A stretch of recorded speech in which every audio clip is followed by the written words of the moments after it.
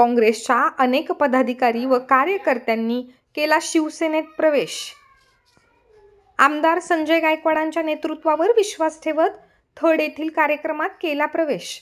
आमदार संजय गायकवाड यांच्या नेतृत्वावर विश्वास ठेवत त्यांच्याच उपस्थितीत आज 22 मार्चला मोताळा तालुक्यातील थड येथे आयोजित एका कार्यक्रमात महिला काँग्रेसच्या मोताळा तालुकाध्यक्ष सौ नीताताई पाटील यांच्यासह तालुक्यातील विविध गावांचे सरपंच, माजी सरपंच, ग्रामपंचायत सोसायटी सदस्य, विविध सेलचे अध्यक्ष, उपाध्यक्ष आणि ग्रामपंचायत सदस्य यांनी शिवसेना पक्षात प्रवेश केला.